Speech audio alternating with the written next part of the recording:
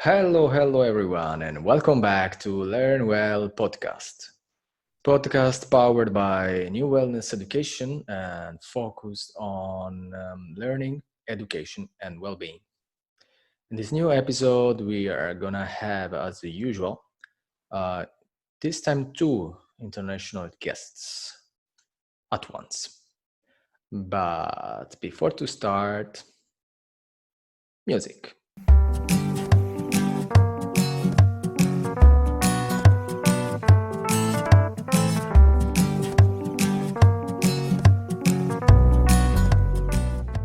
Welcome back to Learn Well podcast after our usual musical introduction. And as mentioned, today we're going to have two guests at once, and these two guests are coming from Bulgaria. They are members of an international organization, non-profit organization called Active Bulgarian Society. And today, Kiril and Sophia are gonna share with us what they do and how they're managing and working in their organization and their experience with non-formal education, Erasmus Plus, and learning. So, Kirill, Sophia, you ready? Are you there? I will start presenting myself. My name is Kiril Spasov. I'm one of the members of Active Bulgarian Society, and it's a pleasure to answer to all your questions, Tony, today. Me as well. My name is Sophia, and I am the PR and marketing specialist for the organization. I joined the organization recently. I started as an intern here, and then I'm continuing to work. Thank you guys for your short introduction. And yeah, I wanted to ask you as a first question, just to start our chat of today. How happened that you found yourself and that you started to deal with Erasmus Plus, formal education, and with the world of NGOs around Europe? And if you want actually, if you want to bring it a bit forward, like how come that you Kirill founded Active Bulgarian Society, and how happened for Sophia that you actually decided to join it? About my getting into the Erasmus Plus program, actually it was in 2012 when it was not the Erasmus Plus, but Youth in Action program. During my students' years, 8-9 years ago, I was active with the student clubs and student organizations, and one of them invited me to represent them during training course in Portugal. So this was my very first contact with these opportunities. I was really astonished by these opportunities, and for me it was very, very interesting. I couldn't believe that it's possible that they exist, and I was sorry that I was already 22 years old and I never heard and took part in such a project. But yeah, this was my very first contact with these kind of opportunities. I also started at first as a participant in several youth exchanges when I was still in high school. In my last year of high school, I learned about those opportunities through Active Bulgarian Society, actually. And thanks to them, I took part in a youth exchange in Slovenia, which was my first youth exchange abroad. And from there, I took part in other youth exchanges, and now I'm, as I said before, taking part in the organization myself and helping other students and high school students to participate. Yeah, well, I can actually pretty much directly relate to what you mentioned now. And to be honest, in pretty many of the people with whom I've been sharing about this point, how happened that we found ourselves, me included, into this world of non-formal education and the Erasmus and so on. Like I can say, for generalizing obviously a bit, for most happened mostly randomly, and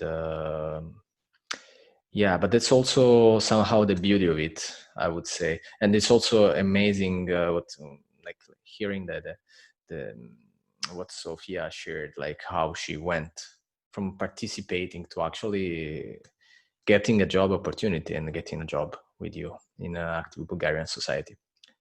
And this actually leads me directly to my next question, which is right about this point.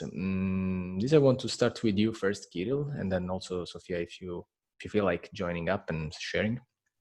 How happened that from participating and getting to know about these opportunities, you decided to take the initiative and to be the one providing these opportunities to others? What was the drive that pushed you to create your organization and to start offering these opportunities to other youth? Yeah, actually, after I took part in this training in Portugal, I shared to some of my best friends about the opportunity. And then my colleague Ivan, that you already know, and our previous president of the organization, another guy, they took part in a training how to establish an organization in Czech Republic.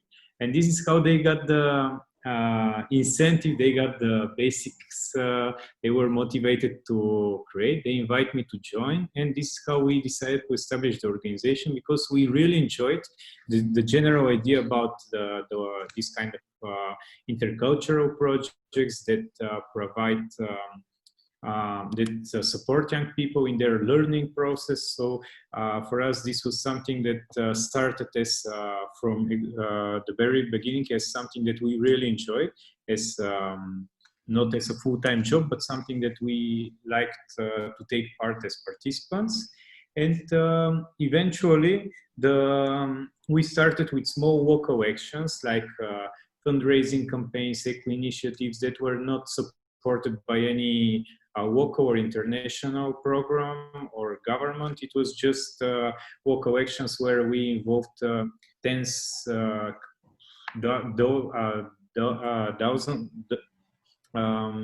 maybe 20, 30 local volunteers. Usually we were gathering in the different events. And this is how we started with local actions. But at the same time, we started applying for some international projects that, of course, were not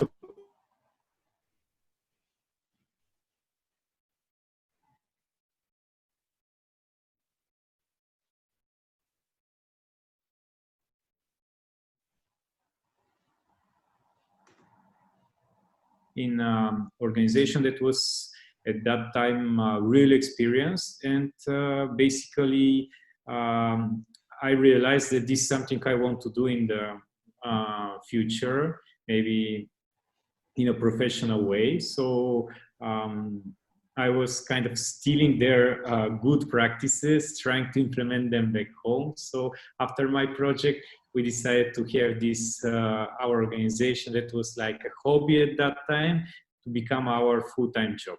As every beginning, it was not easy, of course, but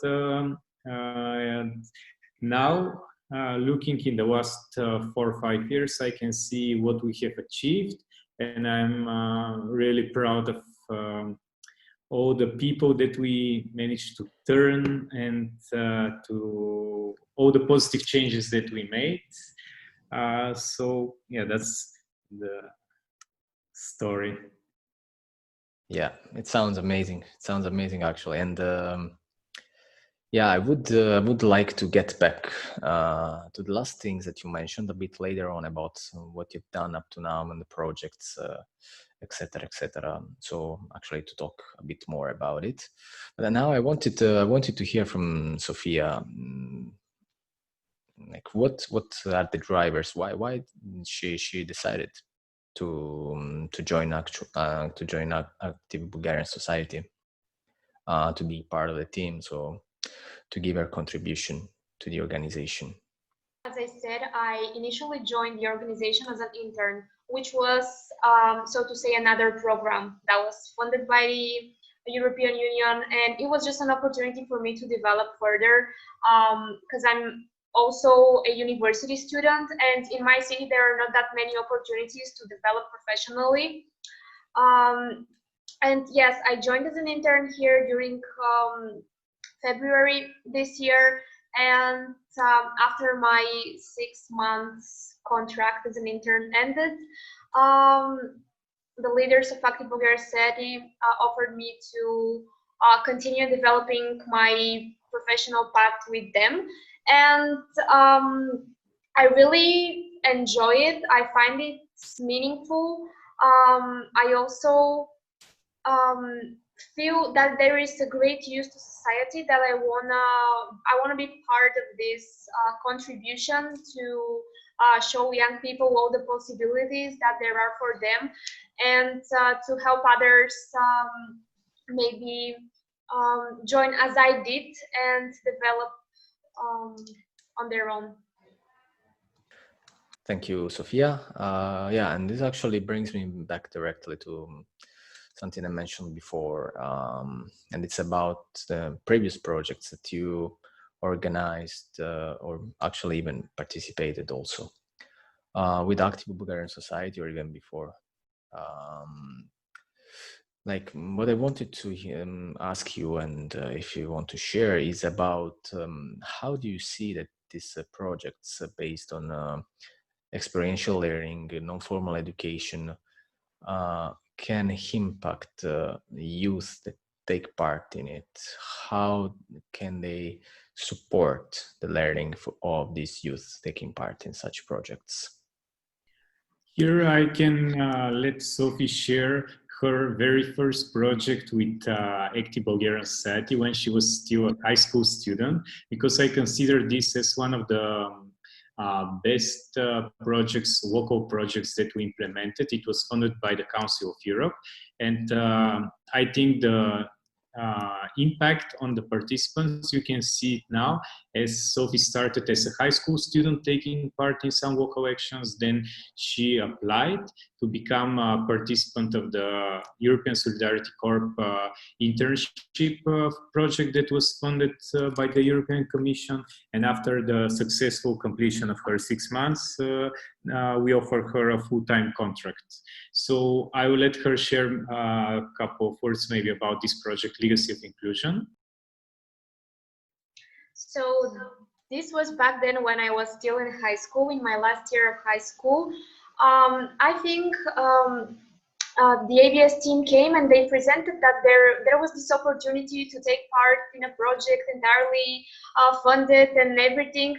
And at first, let me tell you, I didn't believe it. Like telling a person that doesn't have a clue about Erasmus Plus and those kinds of stuff that you're gonna take them to some training, and everything is gonna be funded and accommodation and everything. And it was like completely out of the blue for me, because I hadn't heard of such opportunities. I only heard about Erasmus, and I thought that was something about students, about university exchanges or something like that. I didn't know that the spectrum was that broad, and I'm glad that I took part. It was, of course, it was the first thing of such kind, and meeting all the people there, doing all because the non-formal education that is implemented through the Erasmus Plus projects is basically depends on your personal knowledge and contribution, and it is not forcing you to do anything. So it's to the extent of what you want to do. And I find it really meaningful, and really how to say, it was just fun, and in a playful manner we realized that we had learned a lot eventually at the end of the project. Thank you, Sophia. Yeah, actually, I would say that's actually the beauty of non-formal education. leaving the space and giving the opportunity to people to learn on the basis of their needs, on the basis of their capabilities, on the basis of the moment of their lives. So yeah, it's for me that's actually the beauty of it. And yeah, and connected to this somehow, I mean, what I want to ask you now is something a bit more happening in this period of our times, and it's related on how this global pandemic is affecting your work. So what I want to ask you is how are you managing? Because actually we already talked before with Kiril a bit, so I heard from him some hints. That's why I'm going to this direction. Yeah, but what is the actions that you are taking in order to keep the high quality opportunities of learning opportunities for your target groups, and what are the actions and what is that you are doing in order to keep a balance and the well-being, first yours and then of the people and the youth that you're working with? What are the actions and what are the hints, if you have any, or suggestions? So these days, yeah, as you said, the situation is different, it's difficult for everyone, and it's definitely giving us a lot of food for thought. And we've learned a lot through this process.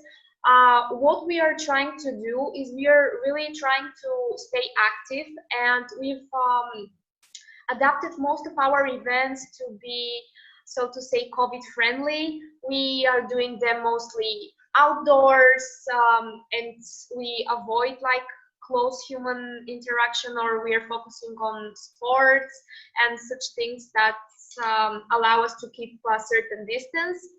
And what we also try and do is to have most of our other events, presentations, informational sessions online. We are really relying a lot on all the online tools that we are even using right now. It's hard, but it's not impossible. People are still willing to get engaged through online activities, and we have managed to adapt our content in that way, so it's the most beneficial and engaging to the audience. After all, we do a lot of online Kahoot quizzes or other types of online contests. We also have other like creative sessions with different digital platforms. We try to listen to music, to have non-formal chat sessions, and many other things. Basically, that's how we are trying to. We hopefully we are gonna continue doing so. Thank you for these precious hints that you gave us. And I was actually also wondering, with these adjusted methods that you're using, are you actually managing to engage people, to keep people involved in your activities? The target group that you've been focusing on in the last years with your work, like, are you still managing to involve them, to engage them, to keep them into the learning, into the non-formal learning? I can answer.